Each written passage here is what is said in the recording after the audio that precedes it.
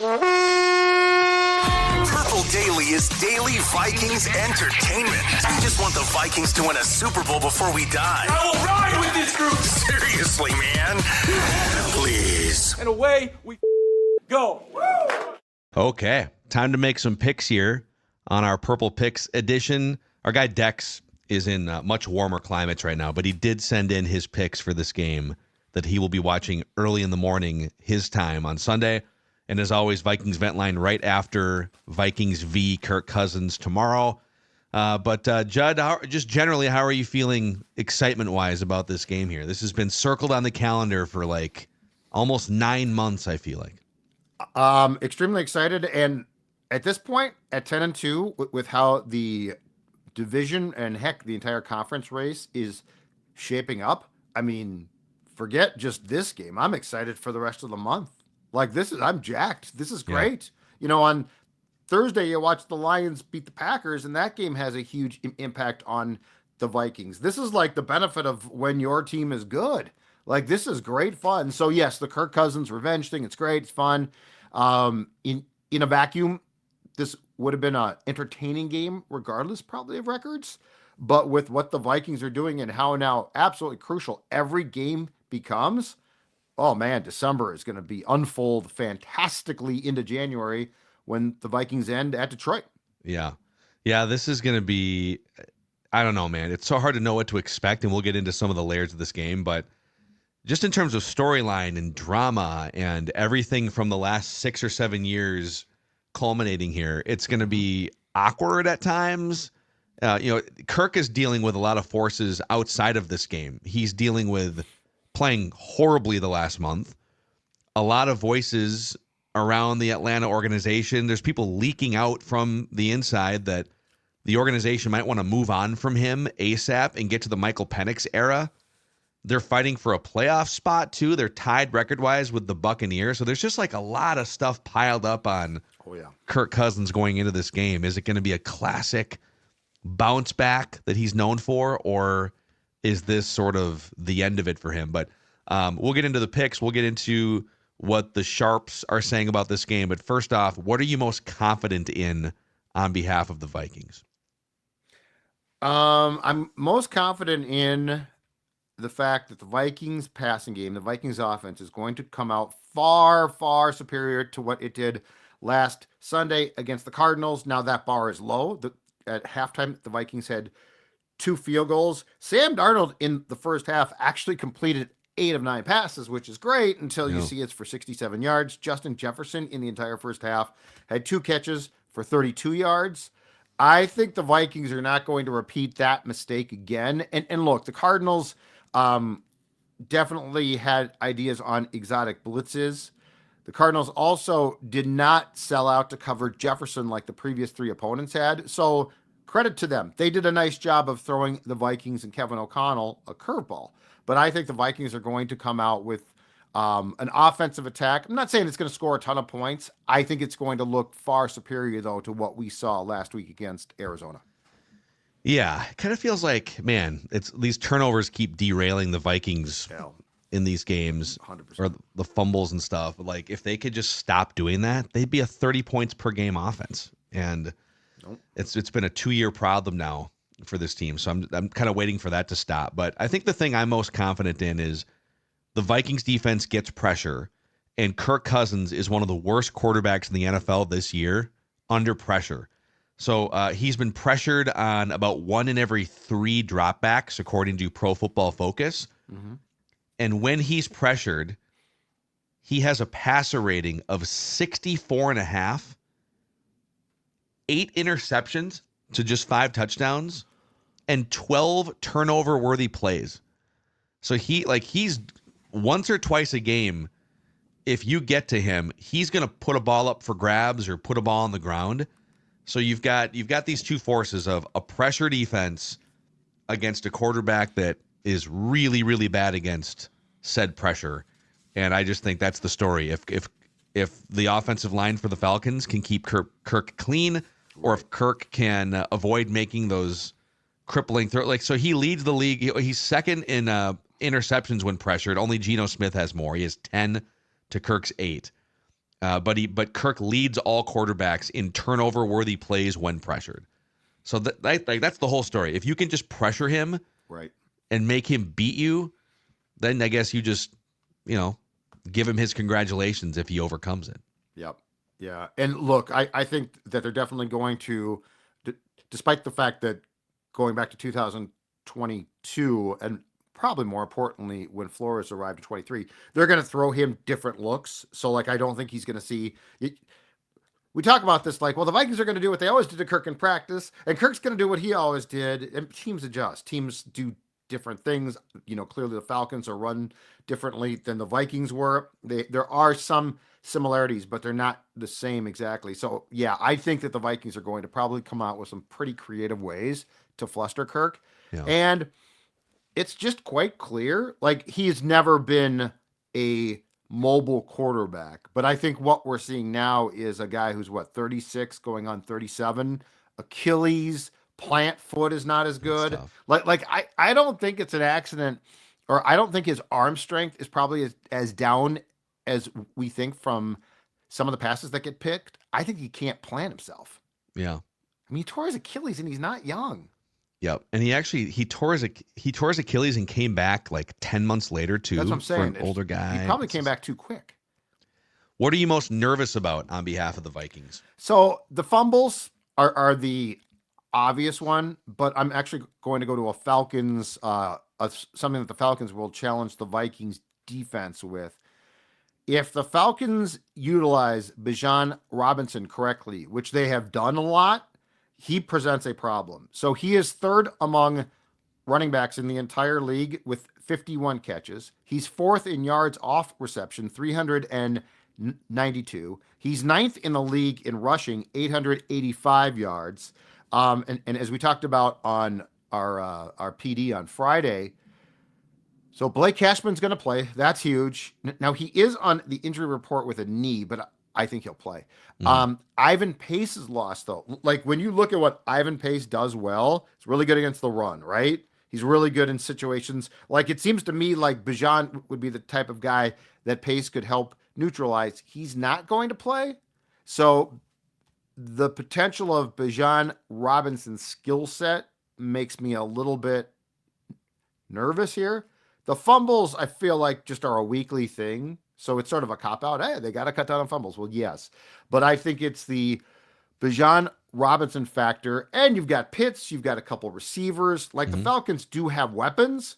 That's the one that makes me a little bit ill at ease, especially with one of the linebackers not playing.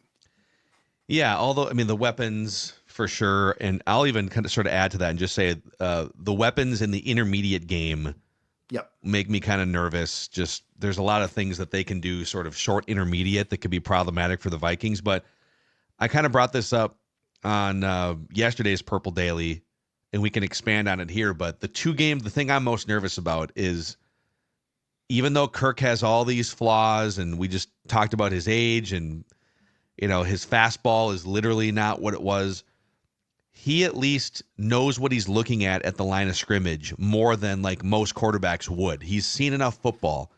And just being able to quickly decipher or accurately decipher what Brian Flores is trying to do at the line of scrimmage is at least half the battle. And Jared Goff and Matthew Stafford did a great job of that in the only two games the Vikings lost this season. They get up there. What am I looking at? Okay, here's the right play. Here's the answer. Here's the quiz. Here's the answer for 3 hours. And Kirk can do that too. Kirk's not going to get back there deer in the headlights and not know what he's looking at all. I think we're dreaming if we think he's just going to be confused for 3 hours. Could they confuse him a few times and bait him into some turnovers? Yes. But there's a chance that having faced that defense in practice enough and having known most of the personnel, he doesn't know Grenard and Van Ginkel. There's some new faces specifically because he's gone. Right. But there's enough guys left on that defense that he could pick up some tells here and there from just practicing against them on a regular basis. So I would just say his familiarity with the defense and his ability to target weaknesses. Oh, Gilmore's out. Okay, we'll go at Fabian Moreau or whoever plays. Yeah. Ivan Pace is out, so I don't have to worry about this. I will target this over here. He's savvy enough still. the fact that Gilmore is not going to play intrigues me a lot because like they sung the praises, not surprisingly, and said, Fabian Moreau stepped in after playing one defensive snap prior to Sunday, and he played great and blah, blah, blah. Well, he didn't really play great. He didn't completely self-destruct, but he took 2 PIs. He got beat on the touchdown pass. I am very curious to see what the real plan is there. I'm not buying it's just, Fabian, go get him. I think they're going to have a different plan. Here's my question, because I think he'll be up. Is Dwight McLaughlin ready to play? Because I think he'll be up. He's on the 53. He's been down a lot because they, from a depth standpoint, haven't had to tap him yet. I think he's going to play on Sunday or be active on Sunday. I just wonder. He's young. He's impressed before. I think that they like him a lot. Yeah. So that's sort of a wild card of like, what are they going to do with that Gilmore spot? Because I think just to buy into, well, they love Fabian. That's clearly it. I don't think that's how necessarily Brian Flores operates. Yep, you're right. There's probably they're not afraid to tap into depth. Also, there's some other developments like Jalen Redmond played really well last week, and we saw a little bit more of Dallas Turner. So they're not afraid to kind of throw guys in the mix defensively. Is anyone, just real quick, on either side playing or coaching for their job? Kirk Cousins. I mean, if he has another bad game, you have the 8th overall pick in the draft on your sideline. If Kirk Cousins has, if he does not do what you said, if he gets up there and he's flustered and he continues to struggle, now personally, I don't expect that because he loves to bounce back and prove you wrong. But if he has another bad game, I think he could be benched. I think I agree. Yeah, they've got a lot of pieces in place, and they were not supposed to be 6-6 and grinding this thing to. I think a lot of people in Atlanta thought this is a 10 to 11 win team that can make a playoff run. Oh yeah. No, we sat over here and tried to tell them that's probably not a realistic expectation based on what we've all seen the last 6 years. But yeah, dude, if he has another game where he throws like a crooked number of interceptions. Yeah. And they're trying to make the playoffs. I know it'd be a huge move in the first year of that contract, but this is the National Football League. Well, but they drafted Penix. Like that's the thing is like on the surface I agree with what you just said, but then I think, okay, but somebody pulled the trigger on this kid at 8. Yep. So it's not like it's a slappy 3rd round pick. It's a top 10 pick. Yep. And somebody drafted him and there is probably a grander conversation to be had here. And I know that Kirk has had some really nice games this season, but the real conversation is what we talked about before is, do you really put a 36-year-old quarterback coming off a torn Achilles back that quickly? And I think part of it was Kirk, right? Like, hey, absolutely. Especially because they drafted his replacement. Correct. So I got if I let that dude start for a month, then what? Yep. Just a weird situation. Okay, playoff odds report from The Athletic here. Right now, the Vikings have a greater than 99% chance to make the playoffs. Because, they can clinch this weekend. Let's see. Yes, I was looking at it. It's very convoluted. They would need like 2 other things. 2 or 3 things to go right. But yes, they can clinch if those things were to go right. But they are, they're 4 games clear of the Buccaneers for that final. Like the Buccaneers are on the outside looking in. Yeah. So they would it's a lot of things would have to go wrong for the Vikings and a lot of things would have to go right. So they have a greater than 99% chance to make the playoffs. Only an 11% chance to win the division now after last night. Yeah. And a 5% chance to win the Super Bowl. Now, if the Vikings win and then next week we'll see what happens with the Bears on Monday, but if the Lions lose to Buffalo, which is very possible, I would think that division percentage goes way up because then they'd be tied in the standings, maybe playing for the division head-to-head in a month from now. But, 11% chance division, 5% Super Bowl. Here's what the Sharps are saying about this game via Action Network. The role as an underdog hasn't been a good one for Cousins. Since 2022, he is 3-9 against the spread as an underdog and 2-10 straight up as an underdog, the 4th worst mark of any quarterback in that span. Interesting. Over the last 5 seasons, Cousins is 16-30 against the spread playing indoor games, including 7-16 against the spread over the last 3 seasons indoors. Since 2020, Cousins is dead last out of 92 quarterbacks against the spread playing indoor games. Wow. So like Guess I those didn't realize that. weren't covering at home. Yeah. It's crazy. So in his NFL career, Sam Darnold, on the flip side, has closed as a field goal favorite or higher 9 times. His teams are 8-5 straight up. Well, that math doesn't work out because 8 plus 5 is 13. So I don't know. I guess, but he's good when he is a heavy favorite straight up. Over the last 2 seasons, the NFC North is 63% win rate against the spread against non-divisional opponents entering week 14. This year, the NFC North is 67% against the spread, which is the best against the spread win percentage for any division versus the rest of the league in over 10 years. Division's incredible. Yeah. 2 years ago, it was sort of a dumpster fire, right? Yeah, and now it's just like taken off. It's a wagon, as the kids say. And then in terms of where the public money is going here, so the Vikings right now are 5.5-point favorites in this game. Ooh. And 54% of the bets are on the Falcons. 57% of the money is on the Falcons. Okay. So we'll make our picks here in just a moment after we visit the spa. Oh, nice. Woodhouse Spas, Maple Grove, Woodbury, Rosedale Center. I, about 2 or 3 times a year, am good for a massage. Love it. Love the relaxation. The occasional pedicure if my wife and I are bopping around. That's right. They'll massage your calves. Don't be shy, guys. But even if it's not for you, maybe it can be a perfect gift for your spouse, your mom, anyone on your list.